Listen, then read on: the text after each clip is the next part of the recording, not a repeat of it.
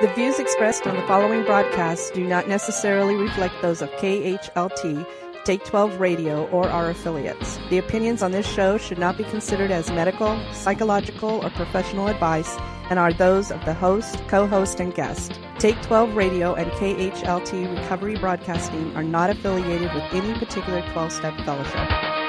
Now here are your co-hosts, Marv R., Bruce H., and the Monty Man.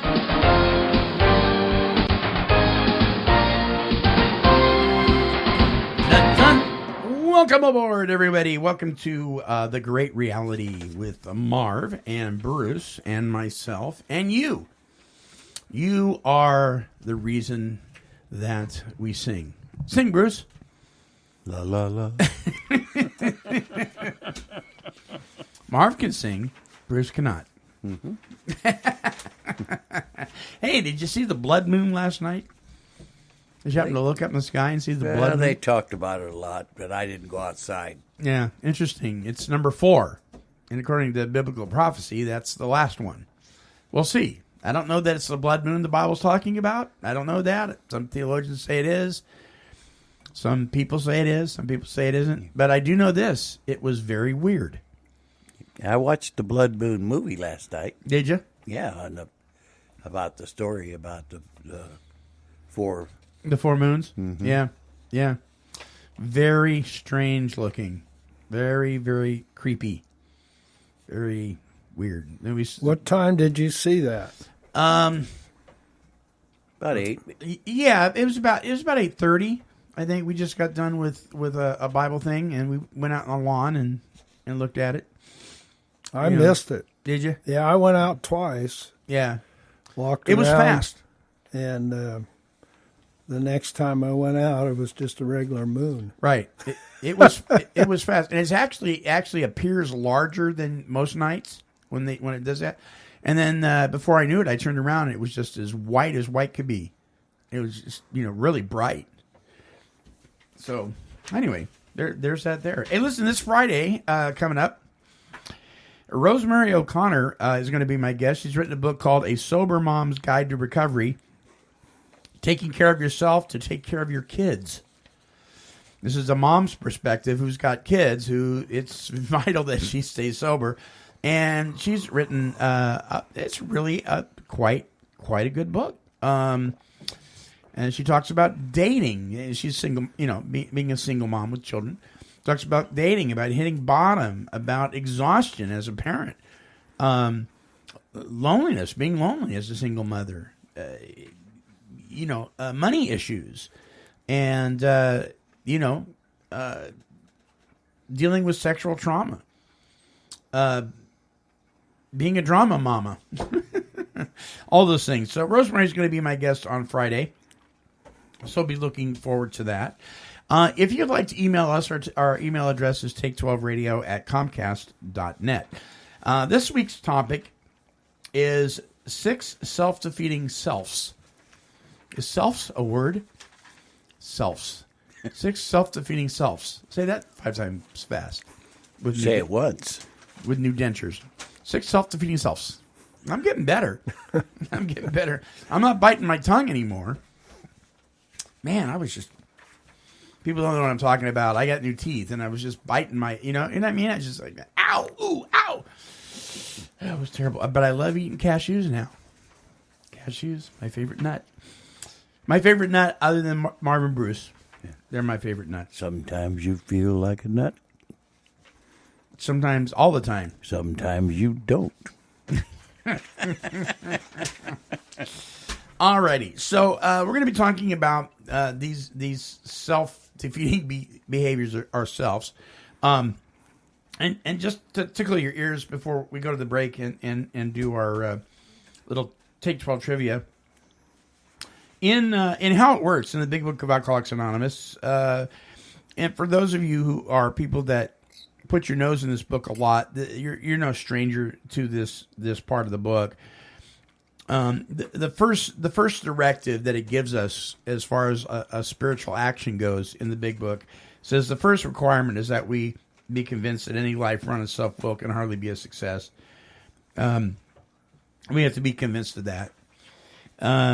On the basis we are almost always in collision with something or somebody, even though our motives are good, most people try to live by self-propulsion.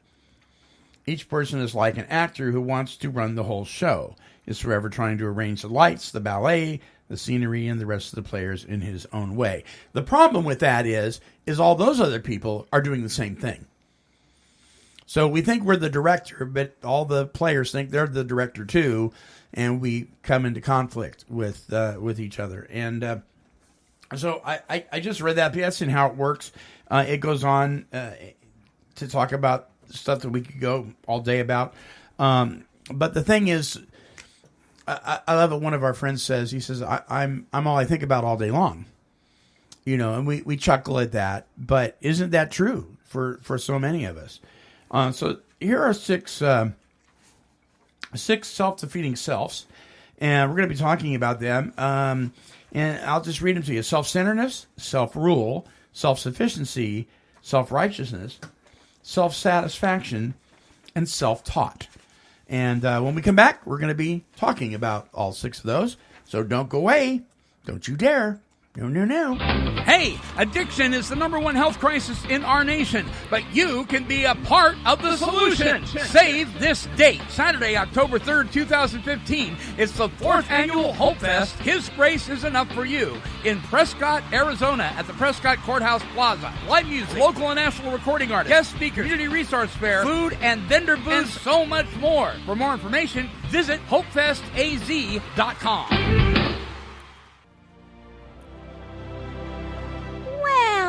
This really powerful music is to celebrate Monty Man's turning 60 years old tomorrow, and I just wanted to say happy birthday.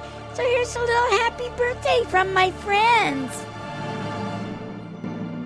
Happy birthday to you. Happy birthday. Happy birthday. Thank you, Cecil. Well, and that's all you get. That's it. Nothing more. It's time for Take 12 Trivia. Yes, indeedy. Take 12 Trivia brought to you this week by the 12-Step Gazette, award-winning recovery magazine for Philly and South Jersey. Visit their website at 12stepgazette.com. I think that Cecil was in collusion with you. Yeah, 60 years old tomorrow. I told my kids when I turned 59, I said, when my 60th birthday comes, I'm not doing it. I'm not going to turn 60. It's just not going to happen. Does that work, Marv? Not too well. It doesn't work. All righty, Take 12 Trivia for this week is, as you may not be surprised, birthday trivia. Birthday trivia. There is no birthday trivia. Yes, there is. So if you get it wrong, you'll hear this. You're up. And if you get it right, you'll hear this. All right, here we go. Number 1. The melody for the Happy Birthday song was first penned by 2 people. Who was it? Here are your choices. Fred and Ethel.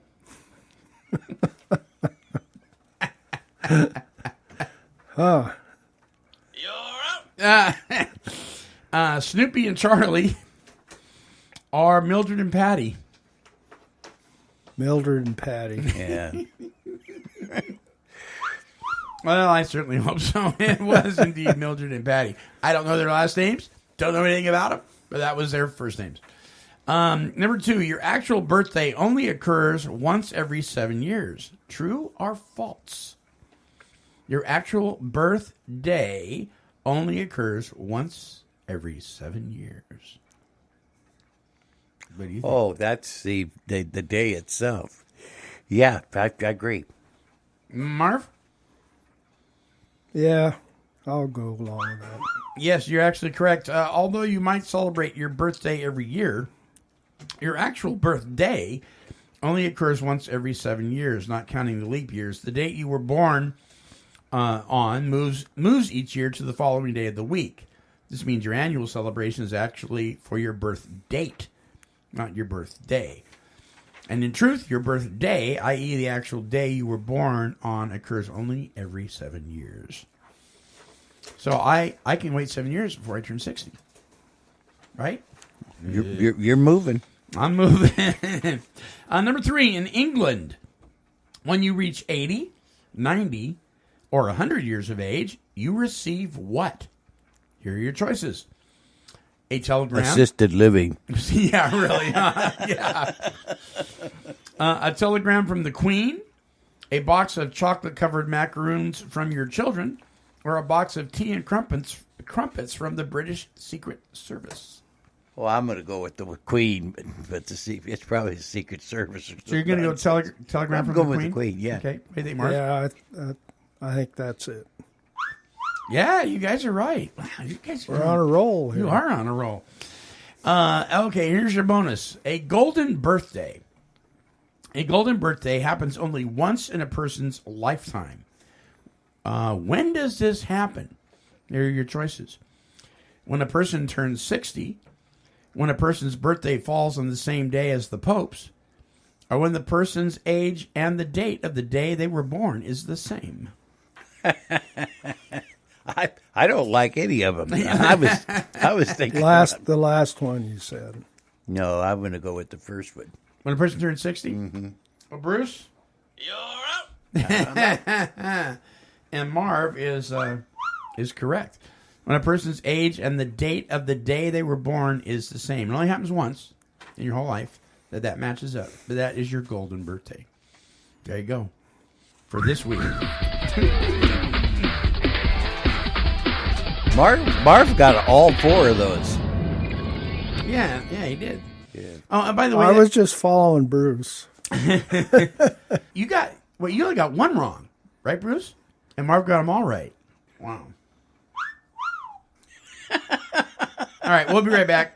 As men and women who have recovered from utterly hopeless states of addiction ourselves, we know all too well what it's like to battle addiction daily. We are Origins Recovery Centers. Here at Origins, we have taken that which we have learned along the way, excised anything unhelpful and unnecessary, infused it with the latest medical research and innovative therapeutic methods, and created what we know to be the absolute gold standard in substance abuse treatment. And Origins provides the most preeminent aftercare and relapse prevention program available in the United States. For a free confidential clinical assessment, call toll-free 888-843-8935. That's 888-843-8935. Origins, delivering real solutions for real families. Men, women, and their families experience tremendous pain and suffering due to the struggles they face from substance abuse and its co-occurring mental health challenges. They need to find a safe place for peace and healing. Therapia Addiction Healing Center was born out of a deep desire to provide that safe and powerful healing environment. Therapia exists to help people recover from addictions by developing and maintaining healthy, meaningful relationships with God, self, and others. To speak with an addiction specialist, call 1-855-652-4325.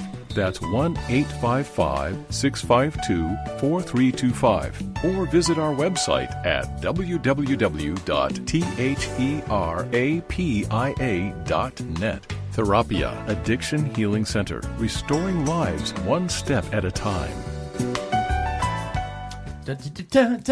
All right, and by the way, yes, this Friday will be Rosemary O'Connor, the author of A Sober Mom's Guide to Recovery. And you can listen to that show on Friday, but I will actually be on a plane on the way to Phoenix, to the Phoenix International Airport. Mark Aronzi will be picking me up, and then we're off to Hope Fest in Prescott, Arizona. You can visit hopefestaz.com for information on that. And then we'll be interviewing some folks and bringing that show back to you the following week. So those of you who pray, please say a prayer for traveling mercies. Planes freak me out a little bit. Just not real comfortable in them. All right, self-defeating selves. In the book of James, chapter 4, verse 1, it says, "What is the source of quarrels and conflicts among you? And then he answers. He doesn't give you a chance to answer. He just answers. He says, is not the source your pleasures that wage war in your members? Some persons say the evils that you focus on. You lust and do not have, so you commit murder. You are envious and cannot obtain, so you fight and quarrel. You do not have because you do not ask. And what he's talking about is you don't ask God. You don't lean on God for the things that you want and things you feel you need. And you depend on each other. And because other people can't fulfill your expectations, you fight, you quarrel, and, there's wars and all sorts of horrible things. So let's unpack this a little bit and look at it. Here's 6. I think you're picking on me. Do you? Yeah. Are you internalizing this? I'm looking at your notes here, and how come every time I turn around at the end of the paragraph it says Marv? It does say that. I didn't realize. Yes, it does. Well, number 1. Now, if you're listening to this, don't freak out. I don't want you to, get all depressed or anything. These are just things that maybe we should take a look at. And, if you're into self-improvement and being a better, more productive member of society and being of maximum service to God and your fellows, you may want to consider some of these things because we all at least scratch the surface of each one of them. I don't think I've been innocent of any of these completely. So let's look at number 1, self-centeredness.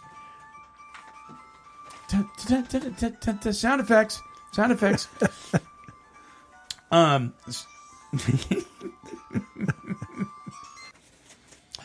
Self-centeredness. When you reject God, and by the way, this is going to flip-flop. It's going to say he sometimes. Sometimes it's going to say she. We just want to give everybody equal time. When you reject God, you create a void that cannot remain empty. Sin will lead you instinctively to fill it with yourself. Since relationships are about being others-centered, the self-centeredness of sin will inevitably subvert God's design. The self-centered person seeks attention and approval. So that's one of the characteristics of a self-centered person. They're seeking attention and approval. He is willing to sacrifice control and independence.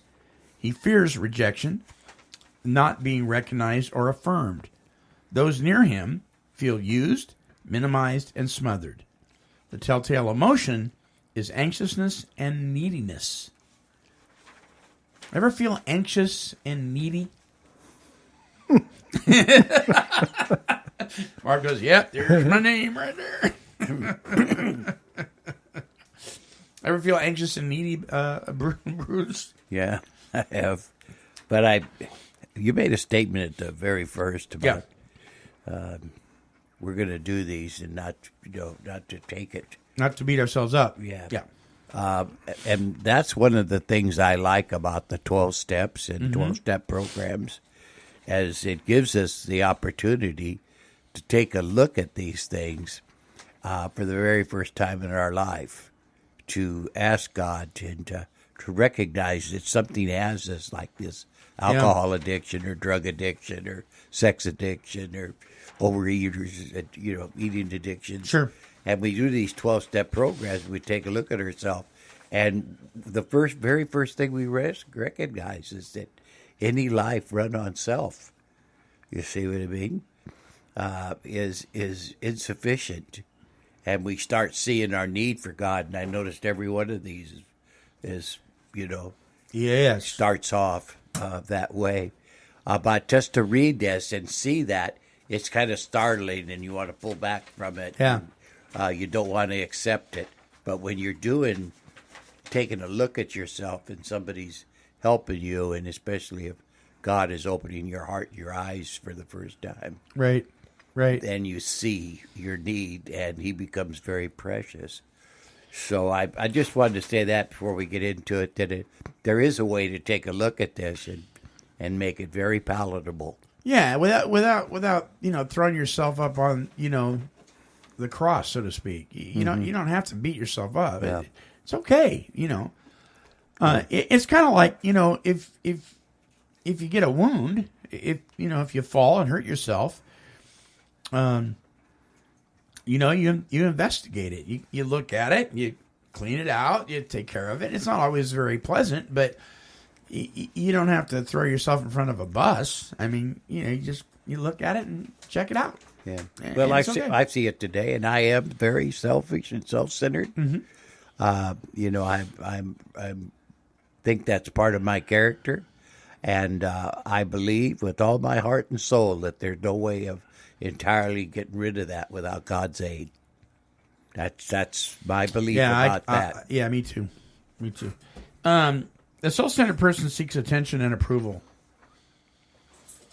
And you guys know that I've talked about before. One of my major issues years ago was abandonment issues, and I mean I was constantly seeking your approval, and even when you approved, it wasn't enough because you couldn't fill it. I was looking at you to fill something that you couldn't fill it. There's no way you could fill it. You couldn't fill that bill. And I wasn't looking at God for it. Any comments on self-centeredness before I move to number 2? Do you really think that the root cause there is the abandonment issues? No, I think the root core was I had a God-shaped hole and it wasn't filled with God. Mm-hmm. So we have the abandonment issues. Right. I think they're real. Right. They're there. Oh, yeah. You know? Because there's been things that had happened, that spurred that on, or at least my perception was that they did. And that's a big thing when you're doing inventory work, too, is you've got to understand your difference between your perception of things and the reality of things. Sometimes my perception, although that's my reality at the time, really isn't what's going on. And that's what sometimes is hard to look at. What's really going on, One thing about it, I'm the kind of person who likes to come up with reasons. In your case, you mentioned abandonment. In my case, all my life, pretty much told that, I wasn't worth anything. So the self-centered person seeks attention and approval. Mm-hmm. That's the reason I did. Because not knowing God at the time, right, my only resource was my own way of thinking, and it got me in trouble. And I also wanted to add too, it just dawned on me as I've kind of been going over all of these that really the root is fear-based. Oh yeah. Is it not? You bet. Yeah, and God, perfect love casts out fear. Yeah, all fear. So yeah. That is well put. Yeah, very well put. Very well put. We don't like to admit that, do we? That we have this. It's fear-based, and that we have this fear, and that this fear is directing us. I like to say that we're making the choices, but it's the fear that's pushing us to do that. And so, are we really choosing? Okay, or is it? Are we a slave to fear? Are we being driven? Yeah, you know what I mean. And I tell that story about the cows. You know what I mean. They're on their way to the slaughterhouse in San Antonio, and this one cow runs down there. Says, "Hey, Marv, where are you going?" Marv says, "I'm going to San Antonio." He says, "Well, can I go too?" Marv says, "Well, certainly." He says, "Marv, what's in San Antonio?" He says, "I don't know." He raises up on his little hooves, and he looks around, and guess what he sees behind him? Bunch of cowboys. So self-centeredness, fear, rejection, jealousy, and all these things. And the story is what I'm trying to say is that this cow thinks he's choosing. So what herd you running with? Yeah, what herd you running with? I thought you were going to say paste picante sauce. So we I hear you. I think we're making choices. Yeah. And we're not. See, there's something pushing us. Very good. Yeah. When you reject God, that's interesting. That's the first statement. When you reject God, and now you're out from underneath that protective covering, and you're getting bombarded. Number 2, self-rule. Self-rule. When God's wise and loving rule over you is replaced with self-rule, other people become your subjects. How do people respond? How do people respond to each other is in difficulty. They attempt to take control. But because relationships are supposed to be conducted between two people who are equally submitted to God, the quest for self-rule will always wreak havoc. The self-rule person has to be right and in control and is willing to sacrifice intimacy and unity to get it. She or he fears being seen as wrong or dependent on others. Those near them often feel coerced or manipulated. The common emotion is anger. So let me tell you, I say I'm very selfish and self-centered, and all of those things, but I don't live under this self-rule. I don't have this problem. We'll do a show on lying next week. I just see the interconnection of both of them. Yeah, you bet. Mm-hmm. Other people become subjects, and I'm thinking about a king and his subjects, and he's just ruling that kingdom. That's where we try to place him in the people in the spots we want, and even if we do, the show doesn't come off right. Right. Yeah. And we're supposed to be equally submitted to God, and when we're not, and this is where a lot of people in how do you be equally submitted to God when we're all so different? I think you come together, and I think this is particularly true in relationships where people, husbands and wives and so forth, even employees that are trying to serve God. I think the equal part for myself is being one under the Spirit. Yeah. You know what I mean? Yeah. We both, it's like Marcia and I, we fail miserably, but we attempt to come to the Lord on a level playing field when we pray, and say, Lord, I'm not. I'm supposed to be submitted to her. She's supposed to be submitted to me. I mean, we're supposed to be equally submitted to each other. I mean, we don't make decisions if we can't, like financial decisions, particularly major ones. If we can't come to an agreement, we don't make it. You know what I'm saying? We just leave in God's hands, saying, okay, we're not going to decide on this now if we can't come to an agreement with it. And that's one way financially that we're equally submitted. Does that make sense? Mm-hmm. Yeah, but Marva asked some really good question there, because we're different, and we come to Christ in different places.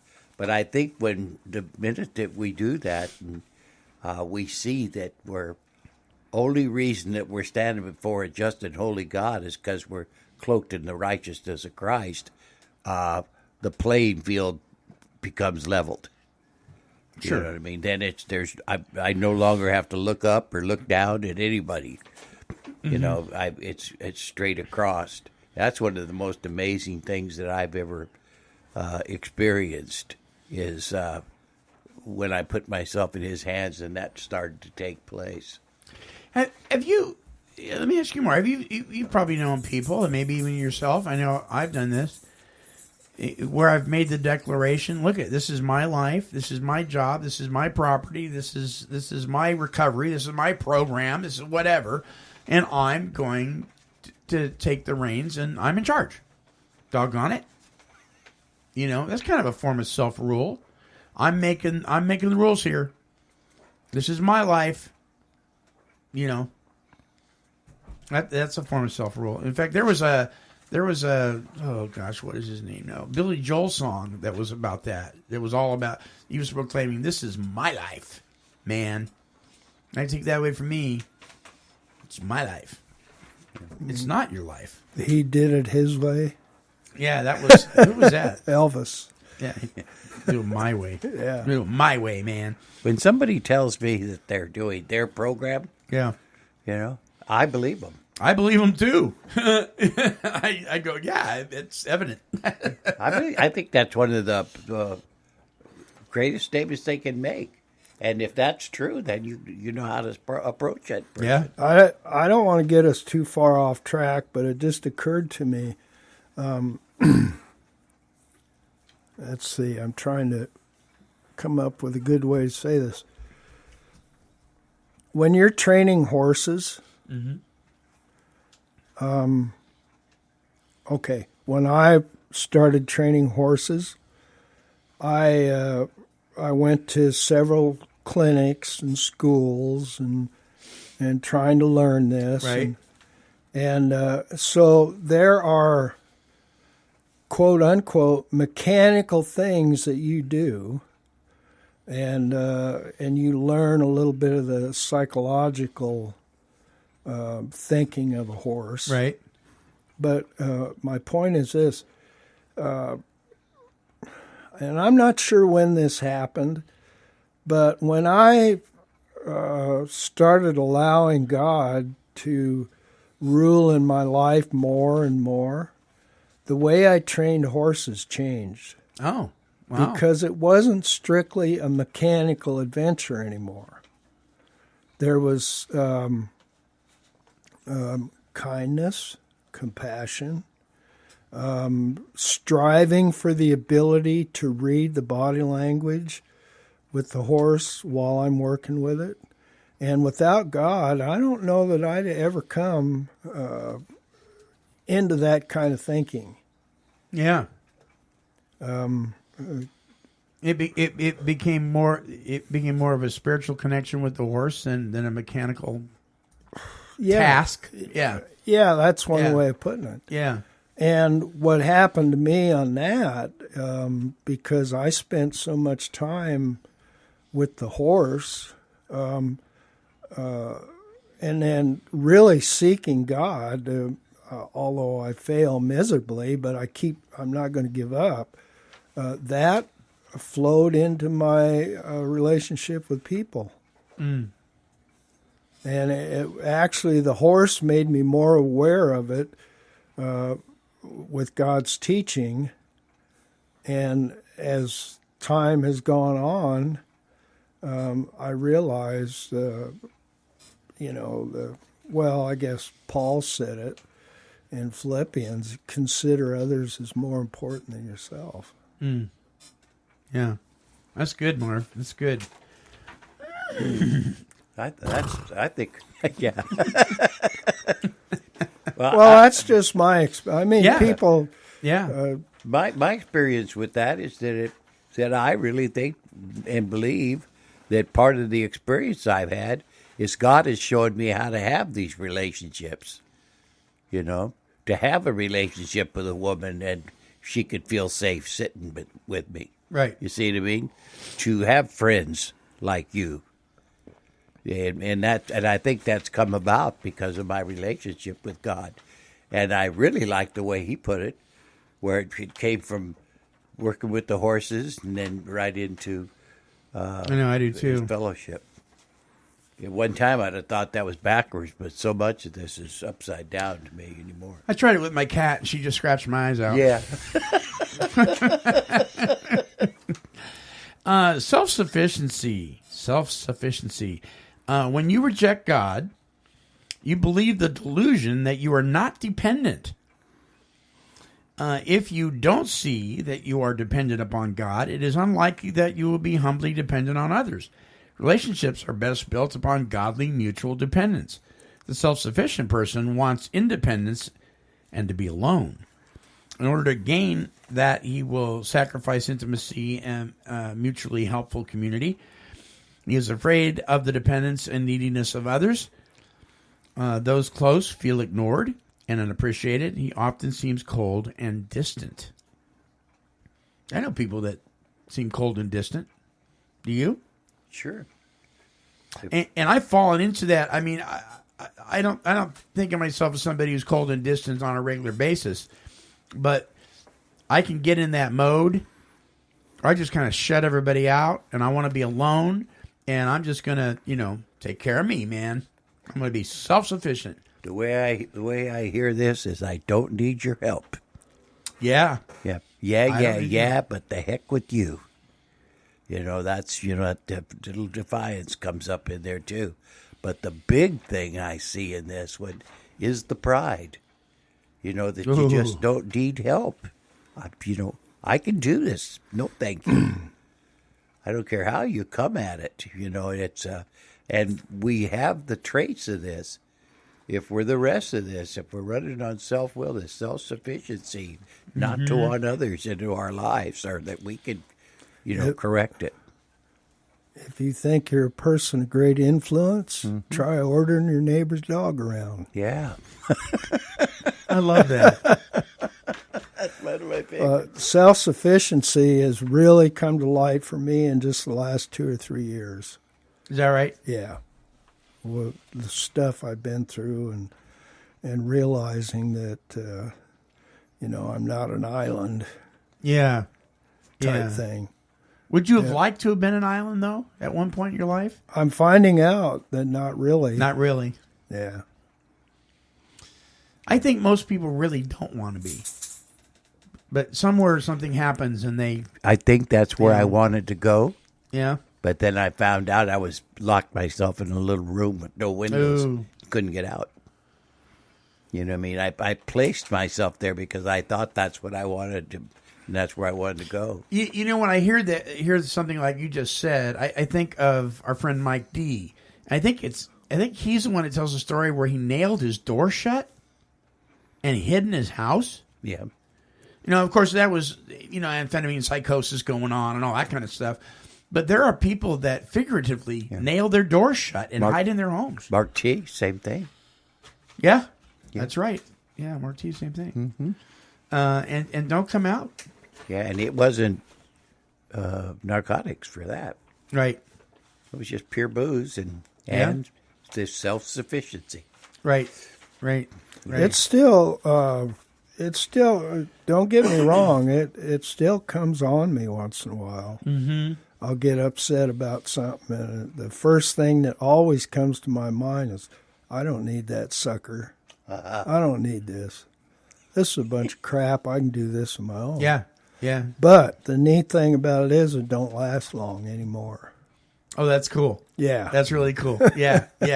And we live in the world of technology we live in today. We have the delete button or the unfriend button or the block button, in social media circles, right. which is huge with so many people.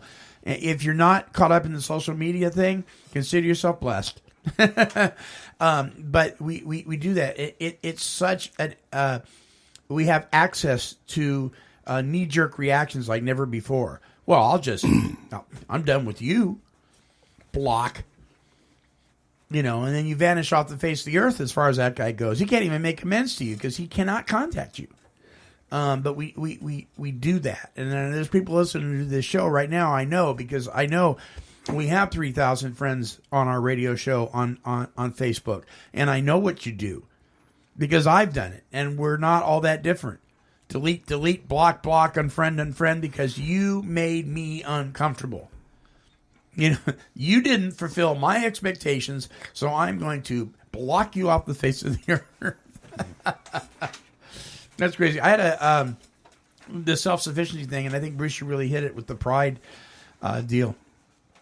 There's a gentleman who came a-knocking, so to speak, in his cups.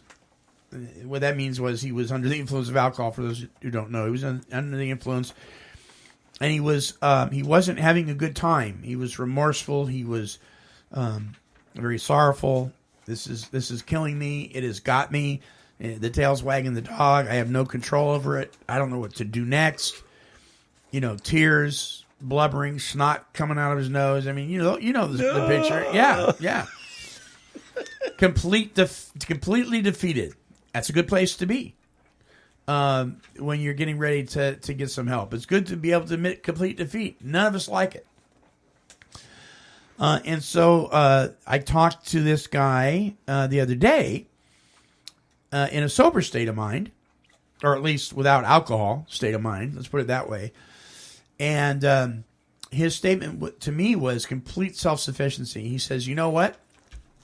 I will never admit I'm powerless over alcohol because I'm not powerless over anything. I am in complete control. He said, I had a couple drinks yesterday and I didn't get drunk. I've got this thing. I'm like, he says, but what I do is every so many months I binge drink. So why do you think you do that? He said, well, it's my decision. And I said, okay, interesting. What was different about the other day when you said that you had absolutely no control and this thing had gotten you, has bitten you, and now you're under complete control? And I said, so you're staying sober on self-will and determination? He goes, absolutely. All right. I said, well, you know where I am. You know how to get a hold of me. This doesn't work out too well. But I was thinking about that. That's that self-sufficiency, man. I can do this. Yeah. It's huge. It's huge. It's huge. Over us. And it can kill you. Self-righteousness. Now, this one, I think we hear this term a lot more because it's used so much more than some of these others. But usually when we're talking to people, that are upset with somebody else, it's usually you think much of yourself, don't you? Yeah. So when the holiness of God is not your personal standard, by the way, to be holy means to be set apart. So when being set apart for the purposes of God's work is what this is saying. When the holiness of God is not your personal standard of what is good, true, and right, you'll always set yourself up as that standard. You're that standard. Each is very aware of the other's sin and working hard to get the other to see it too. Meanwhile, neither is looking at his or her own heart, owning personal weakness and sin and seeking the help that only Jesus can provide. Godly relationships flourish, but between two humble people who acknowledge their weaknesses and sins and their need for grace. The self-righteous person needs to be right in the eyes of others and will sacrifice relationships that challenge or confront him. His greatest nightmare is being wrong, guilty, or condemned. Others around him feel challenged, condemned, or dismissed. He often appears aggressive and argumentative. Mm-hmm. Yeah, I want to appear a certain way, but I know I don't deserve it. Right. So these other things come out. But this righteousness, when it talks about when it says self-righteousness, I don't think I ever understood my real need for something other than my righteousness. Expound on that a little bit. Well, as I grew in my spiritual walk, then I recognized that I needed Christ's righteousness. Oh, and not your own. Yeah. And see, that's what part of the great exchange is when God took our sins and imputed his righteousness to us. Mm-hmm. See, I thought I could do enough and I could be good enough and I could be accepted because of my own merits. I didn't know that he had done it for me. Yeah.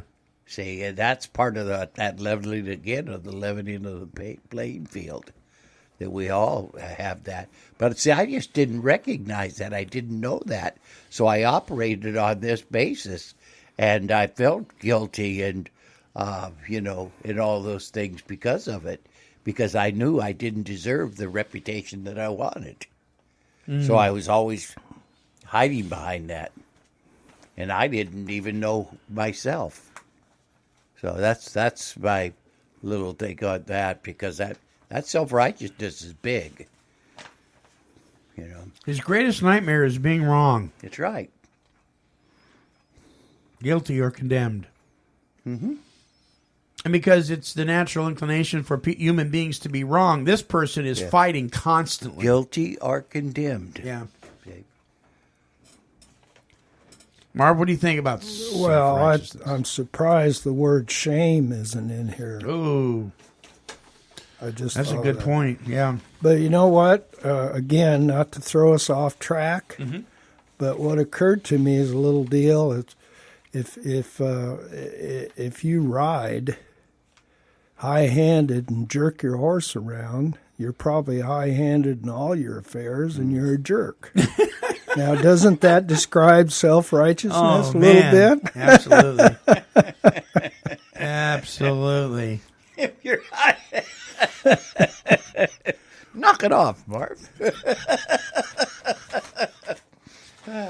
Well, You're probably high-handed. and for those that don't know, the premise behind that, if you're riding a horse and your hands are low, you're going to have a low-headed horse.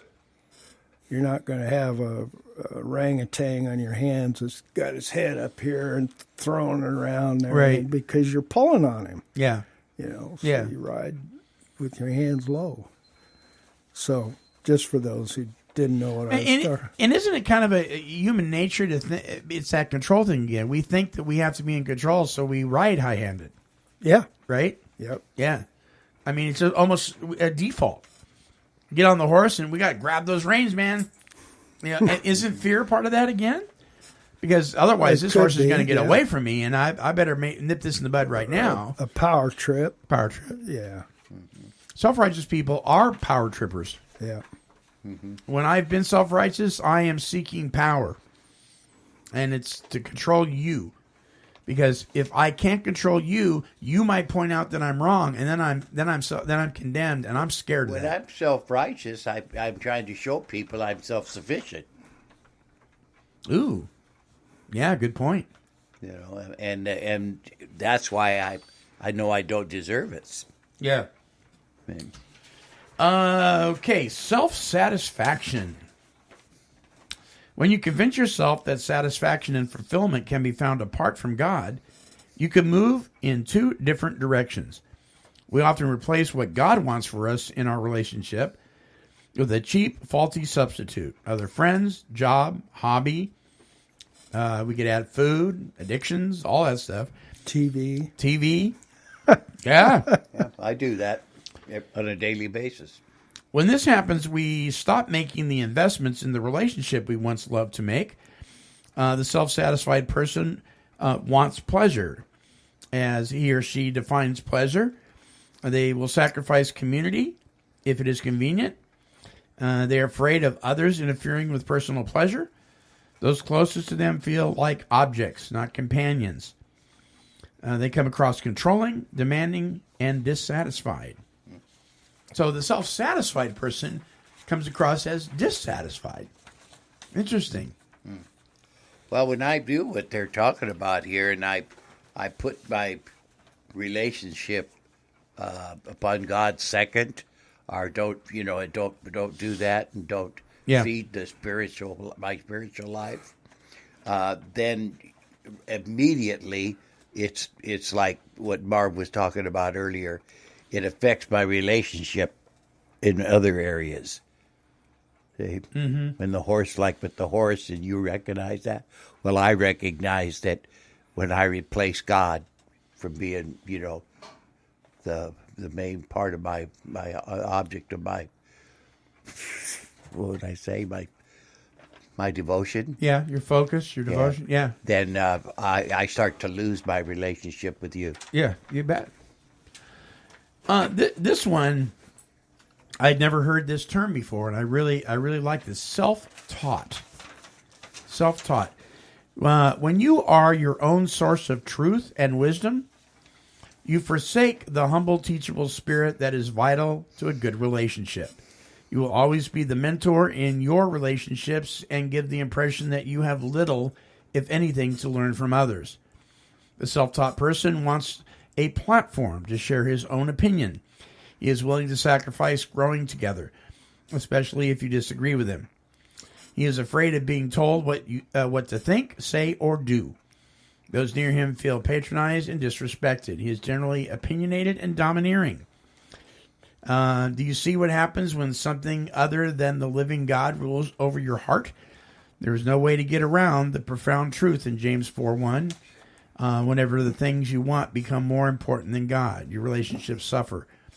When love for God is replaced by love for self, we see people either as obstacles that hinder our goals or vehicles that promote them.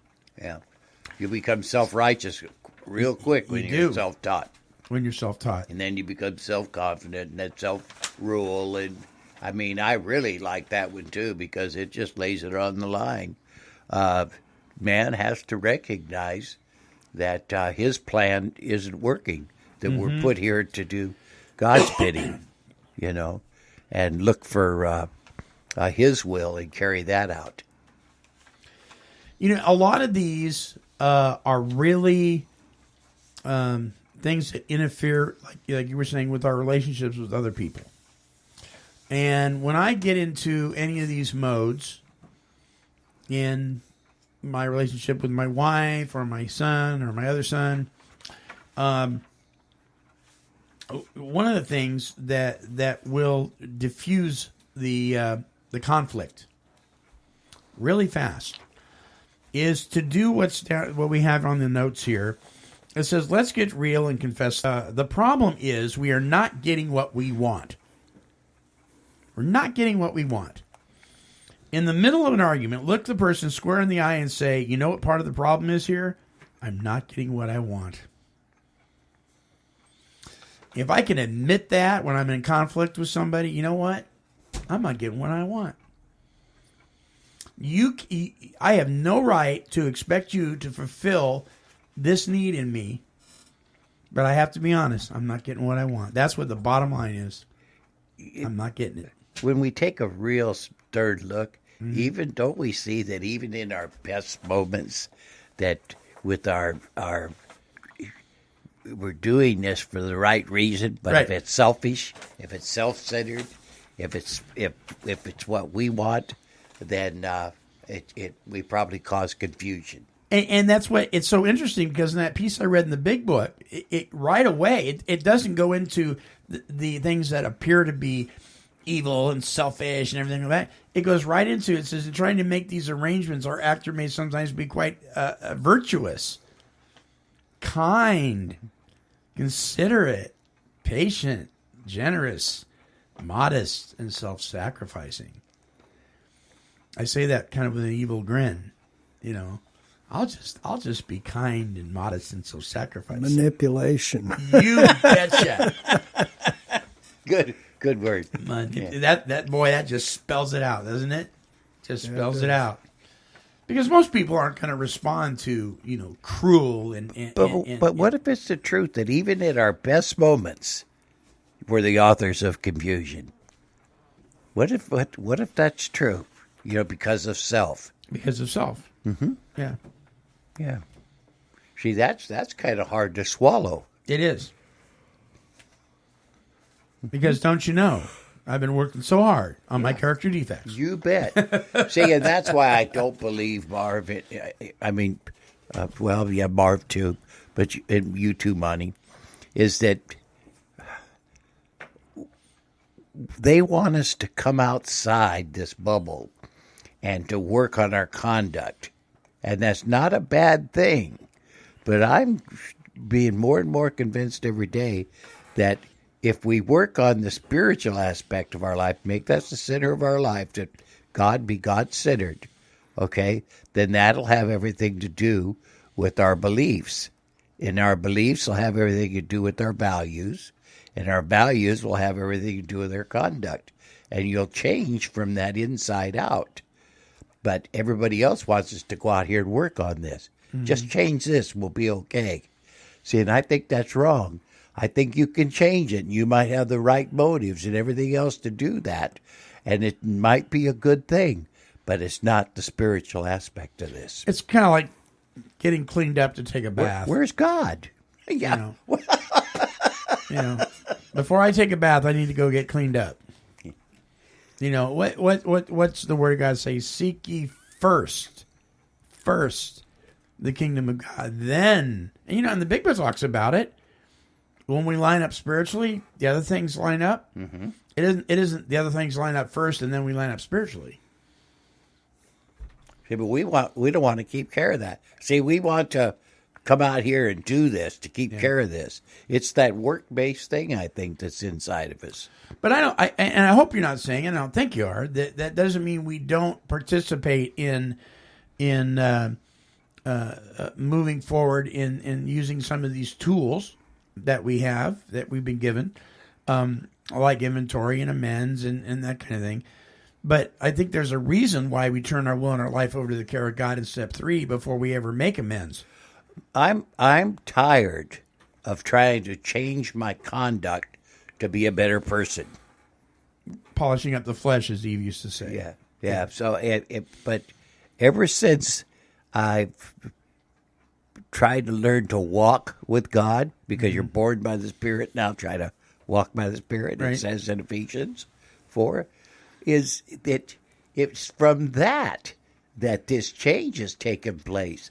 It is not, I've knocked off trying to do this myself, and now I'm able to do that because of the new attitude that He's given me, the new perspective that He's given me.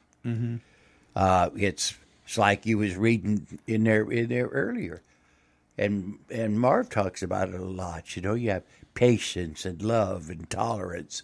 Where do those things come from? I don't have no patience and love and tolerance. We know. But you see, it comes if we make sure that our spiritual life is fit. Sure. And those things come about. And I'm not saying we don't have to work, but I think we're supposed to work out of the blessings, out of the gratitude, they call it in AA. And to put it in a nutshell, there's a reason why these steps are in order. Wouldn't it be amazing if I tried to do all that work and at the end said, okay, now I'm going to turn my will and my life over to God? Step 12. After doing all this work and failing miserably at it, I will turn my will and my life over to God. I got a question. Yeah. One of the steps says we're entirely ready to have God remove these defects of character. Yes. So what my question is do we know what those are right from the beginning? I don't know that we do right from the beginning. Do we know in what order He wants to remove those defects of character? No, we're just willing that He would remove them. Right. And I think that's where a lot of people get in trouble, because if they're doing a 4th step and all this stuff comes out and they see it, well, I'm going to have to do something about this and I'm going to have to do something about that. Right. Oh, yeah, and I'll just do this to take care of that. Yeah. That's all self-sufficiency. Yeah. I think you're right. You are absolutely correct. And I discovered that in a more simplistic way, but it dawned on me some point in time a few years ago. I did not know the order in which God wanted to deal in my life to remove those defects of character. Right. And I thought I did, and I was trying. Yeah. And failing miserably. Well, and I think that's why in the big book, over and over and over again, every time we approach an action, it says, we ask God to show us. We ask God to reveal. We ask God, because we don't know. Right. See, and that's why I think that it was because of that struggle and failing miserably, like Marv was talking about. And somebody said to me, why don't you learn to live out of the blessings that He's already gave you? If I started treating you right now, even with the relationship we have, out of the blessings that God gave me on the cross, I'd be treating you differently, Monty. I'd be treating you with the love and compassion that He gave me, and that's what I'd be learning to live out of, gratitude for my salvation. You see what I mean? Yeah. And I think our conduct would change, because the spiritual life would have everything to do with the beliefs, the values, and the conduct. You see what I mean? But I think we're still work-based. we're still carrying the flesh around with us. Yeah, I think we're in the middle of a war. I don't know that we ever learn that completely until God comes back. We default to our flesh all the time. Mm-hmm. We're in a war, We're out of time, guys. We're out of time, and this has been a good show. Absolutely. It has been good to have you with us, listeners. Remember, you can subscribe to our YouTube version by clicking on, if you go to take12radio.com, you can click on watch online, and that'll take you to the YouTube version. Or click on listen online. That'll give you a MP3 stream play button. Or you can right click on that and you can download it to your hard drive or your smart device. But listen, here's the thing we want you to understand is that we get that you're not perfect because we're not perfect. And so we're kind of, going through this thing together, looking at some of these self-defeating selves and asking God to be the one to help remove our character defects. I used to say, I'm working on this character defect. I'm working on that character defect. And my sponsor said, well, as long as you're working on it, good luck with that. And so when I learned to say, God, I need you to remove these things from me, because quite frankly, I'm not even sure I want them removed half the time. Can I tell you the biggest one that was in my life? When I put myself in God's hands, the fear started to dissipate. Right. I mean, just immediately, just like it says in the book. And if I was operating with Marv under the premise of the fear that I used to have, our relationship wouldn't be what it is. Mm. Yeah. Okay. This stuff will change you. It'll change you. But you know what? My baby needs to be changed on a regular basis. I got co-restroom. My true self. All right, my friends. Until our next broadcast, this is the Monty Man along with Marv and Bruce, and we're wishing God's perfect serenity for you.